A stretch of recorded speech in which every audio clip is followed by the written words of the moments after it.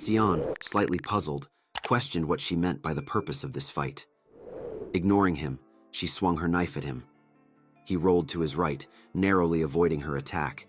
He jumped away, creating distance between himself and Rachel. They stared at each other with intense concentration, while Rachel readied her knife to strike again. She lunged at him, swiftly aiming her knife for a strike. However, Sion twisted his body, leaning back slightly and raising his hands to deflect the blow. He held Rachel's wrist, asked what her plan was. With unwavering focus, she replied that her goal was to free him from the old woman. As she pressed the blade closer to Sion's face, he tried to fend her off while glancing at the old woman to his left. Rachel, switching the knife to her other hand, warned him not to get distracted in the middle of a fight. She swung her knife at him once more, this time managing to leave a shallow cut on his cheek as he narrowly dodged the strike. He stepped back, realizing that fighting Rachel with just his hands was too much. He picked up a couple of tin cans and threw them in her direction. Rachel deftly dodged with the knife, declaring that as long as she dealt with the old woman, Sion would soon be back under the control of the dead mansion. After all, to them, they were merely labeled as products. She lunges at him, locking eyes with him as she brandishes a knife in her left hand, declaring it's time for them to return to the dead mansion. But Sion steps back, and with a swift motion of his right hand, hurls a bag of flour at her. With a swift slash of her knife, Rachel sliced the flour bag in half, sending a cloud of flour billowing around her, obscuring her vision like a thick fog. Sion was no longer in front of her. His presence vanished. She quickly covered her mouth with one hand to avoid inhaling the flour. As she strained to see through the haze, a sharp object suddenly came into focus before her. It was Sion, his expression serious as he extended his arm, holding a pair of scissors. He aimed to strike her, but Rachel swiftly dodged to the right. The attack narrowly missed, grazing her cheek and slicing a few strands of her blonde hair. Rachel leaped back, holding her short knife defensively in front of her. Sion, now armed with a pair of scissors in each hand, lunged at her again, but missed his target. Their battle continued as Sion swung his scissors with force, only for Rachel to swiftly duck beneath the attack, her knife still poised and ready. She laughed, gripping the knife tightly, her eyes locked on his. "This is the real Sion I've been waiting for," she said with a grin. Just as she was about to strike, her attack was suddenly halted. She glanced down to see Sion's scissors locked tightly around her knife, stopping her in her tracks. She realized that his grip on the scissors was unwavering. With a swift motion, he ducked beneath her, reminding her of how she had once labeled Sion and the others as mere products. Rachel's eyes widened in shock. Seizing the moment, he gripped her arm, lifting her into the air before slamming her into the shopping cart. Gritting her teeth, Rachel glared back at Sion. But Sion, unfazed, continued, saying that his so-called family at the dead mansion was waiting for him. With a cold stare, he questioned her, asking who would dare call their family products. He then kicked the shopping cart, sending it hurtling toward the others. Rachel's eyes widened in shock as the cart collided with the rest, crashing into them with force.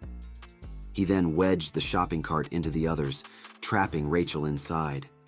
As he walked away, one hand in his pocket and the other partially out, he remarked that Rachel was just another product for the dead mansion. Rachel, trapped in the cart, screamed after him. The little boy, clutching a knife in his left hand, asked the old woman if she could help him find his mother. Concerned, she asked the boy if he was all right. The old woman asked where his parents were and, placing a hand on his shoulder, turned away to search for them. Seizing the opportunity, the boy drew the knife, intending to finish off the old woman. Suddenly, Sion appeared, rushing toward the old woman. Nearly losing his balance, he asked if she was all right. Hyunho's mother, noticing his disheveled clothes, inquired why he wasn't at school and wondered if he had been hurt again. The boy quickly shifted his gaze to Sion, furtively tucking his knife behind his back.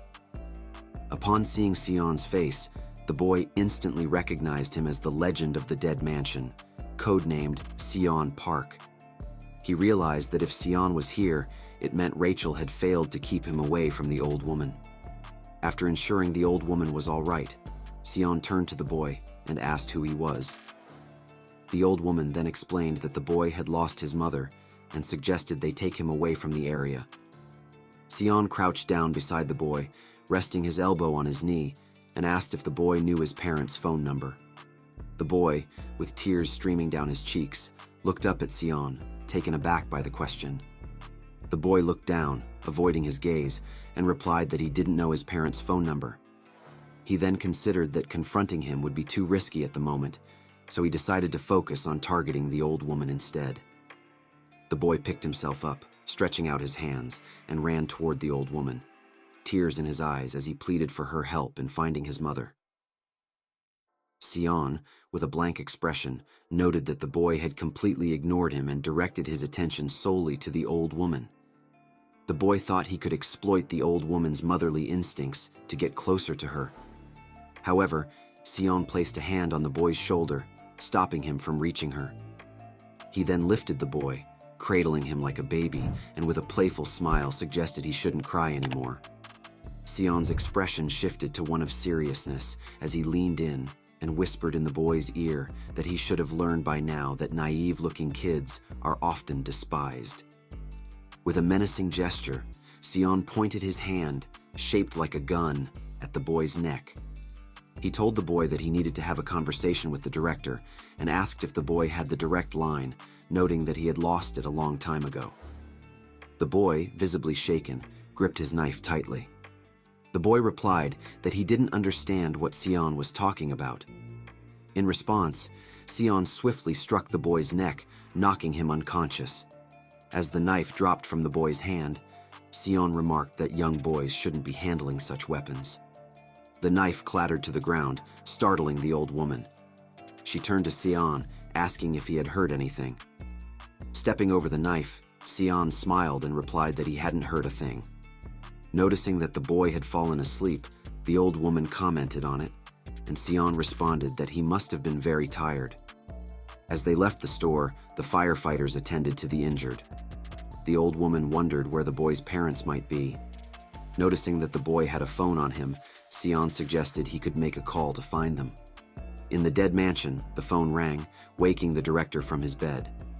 Rubbing his forehead, he wondered who could be calling at such an early hour.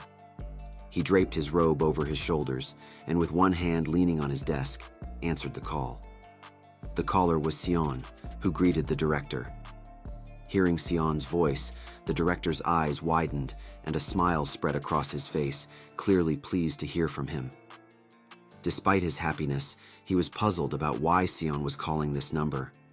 Sion, however, brushed off the director's confusion and sarcastically remarked that the director had sent him a huge present.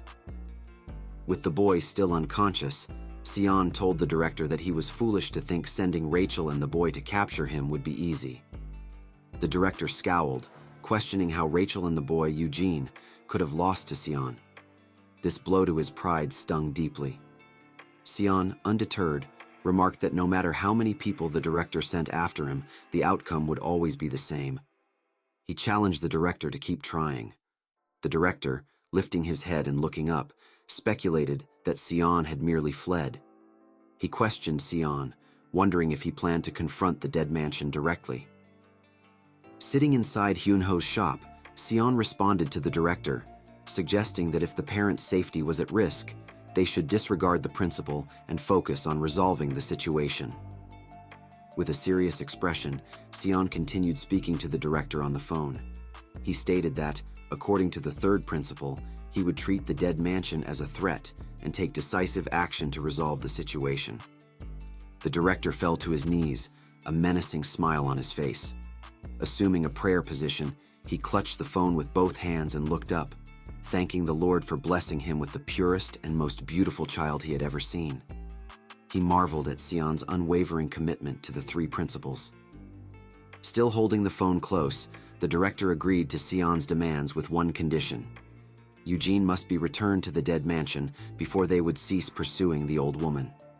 Sion, standing by the shop door and gazing outside, responded that Rachel could come to collect the boy after an hour. The director rested his forehead on the phone, closed his eyes, and smiled in disbelief at Sion's purity. As his robe slipped from his shoulders, he hoped for a reunion with Sion, whom he considered a true treasure. Sion tapped Eugene on the head, waking him up. The boy quickly jumped up and reached behind his back for his knife. However, Sion closed his eyes and placed a hand on his hip, calmly stating that the boy needn't bother searching for the knife. It had been taken away long ago. Placing a plate of food on the table, Sion demanded that the boy sit quietly and eat. He observed that Eugene had probably not eaten anything.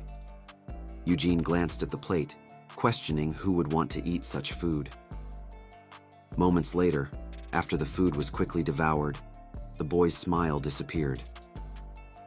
As Sion and Eugene walked down the grimy alley, Sion glanced at the boy and asked if he liked the food. Eugene closed his eyes and replied that it wasn't good at all. With a smug smile, Sion placed a hand on the boy's shoulder, not believing his claim, given how Eugene had been devouring the food just moments earlier. With his arm around the boy, Sion looked up and saw Rachel standing at the top of the stairs. She fixed her intense gaze on them, her left hand behind her and her right hand clenched into a fist. With a commanding tone, she called out to Eugene, demanding that he come to her. Fearful, Eugene complied and walked toward Rachel. As he did, Sion called out to him, extending his hand with a bag of food and suggesting he take it with him. Sion smiled as he lifted the bag of food, noting that Eugene seemed to like it. Rachel shifted her gaze toward Sion, commenting that he appeared too relaxed and reminding him that she still hadn't given up on him. As she turned her back on Sion and walked away with the boy, Rachel remarked that she would visit him soon. Watching them leave, Sion called out to Rachel, reminding her that Eugene is at an age where he should be eating plenty of food. As Sion turned to walk away, Rachel commented that things would have been much simpler if Eugene had taken care of the old woman. Eugene, unable to meet Rachel's gaze, looked down and apologized for his mistake. As Sion walked away, he overheard Rachel mentioning that Eugene would be disposed of upon returning to the dead mansion, causing him to pause. She continued, remarking that they should have eliminated useless children long ago. Eugene stood frozen, unable to utter a word. Trembling as he held Rachel's hand, Eugene apologized once more. However, Sion turned around, his eyes obscured by his blonde hair, and called out to the boy. With a smile, he held out the bag of food and asked one last time if the food really tasted good. The boy turned, tears streaming down his cheeks, and confirmed that the food was indeed good. Walking toward Rachel and the boy, Sion remarked that Hyunho's place had really good food. Rachel slightly turned her head, her eyes hidden beneath her cap. With a smile, Sion then asked the boy if he wanted to come back with him to Hyunho's shop.